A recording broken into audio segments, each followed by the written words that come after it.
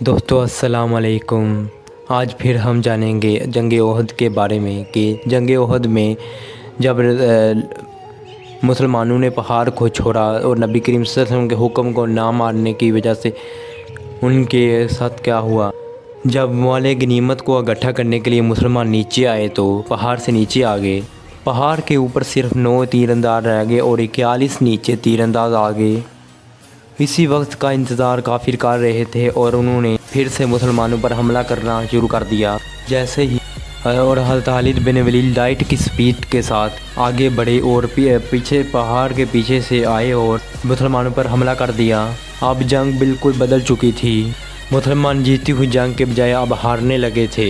मुसलमान दो फौजों के दरमियान में फंस गए और आहिस्ता आहिस्ता बहुत से मुसलमान शहीद होने लगे। एक हबशी गुलाम वहशी ने हज़रत हमज़ा को शहीद कर दिया मानू के, और दोनों फौजों के लड़ने के दौरान वहाँ एक अफवाह फैल गई कि नाउज़ुबिल्लाह हमारे प्यारे नबी सल्लल्लाहु अलैहि वसल्लम को शहीद कर दिया गया है।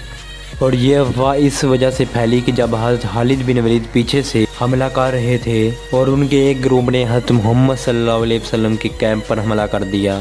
और उस वक्त हमारे प्यारे नबी के पास सिर्फ 9 लोग मौजूद थे उनकी हिफाजत के लिए। लड़ाई यहाँ तक पहुँच गई कि रसूलुल्लाह सल्लल्लाहु अलैहि वसल्लम के दांत बीमारी शहीद हो गए, लेकिन हज़रत तलहा और बाकी सहाबा ने उनको बचाए रखा। 9 डिफेंडर में से जब शहीद हो गए तो और काफिरों को लगा कि उन्होंने रसूलुल्लाह सल्लल्लाहु अलैहि वसल्लम को भी शहीद कर दिया है। उन्होंने मसअब बिन उमैर को शहीद किया था, जिनकी सूरत हज़रत मोहम्मद सल्लल्लाहु अलैहि वसल्लम से मिलती थी। इस में मुसलमानों की फ़ौज किसी तरह निकल कर पीछे आई और रसूलुल्लाह सल्लल्लाहु अलैहि वसल्लम को प्रोटेक्ट कर ऊपर पहाड़ के ऊपर ले गई और पहाड़ के ऊपर दोबारा मंसूबा बनाया गया और लड़ाई के लिए बिल्कुल तैयार हो गए। मक्का वालों के घोड़े पहाड़ पर चलना नहीं जानते थे और बगैर घोड़ों के उनकी रफ्तार बहुत कम थी और मुसलमानों ने ऊपर से इनके ऊपर बहुत तीर बरसाए।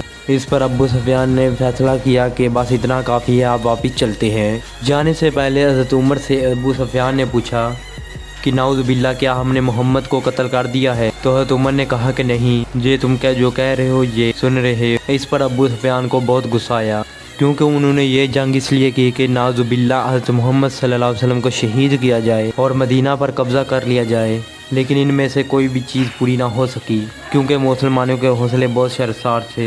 तारीख़ में बहुत सारे लोग मुसलमानों की इस को किस्त कहते हैं। इस यह मालूम होता है कि अल्लाह की रसूल की रज़ा में ही रब की रज़ा है और अल्लाह के हुक्म रसूल के हुक्म को ना मानने वाले रसूल का हुक्म मानना ज़रूरी है। और रसूल नबी सल्लल्लाहु अलैहि वसल्लम की रज़ा में ही अल्लाह की रज़ा है और अल्लाह की रज़ा में ही नबी करीम सल्लल्लाहु अलैहि वसल्लम की रज़ा है। कमेंट में सुभान अल्लाह ज़रूर लिखें और ऐसी ही वीडियोज़ के लिए चैनल को सब्सक्राइब ज़रूर करें।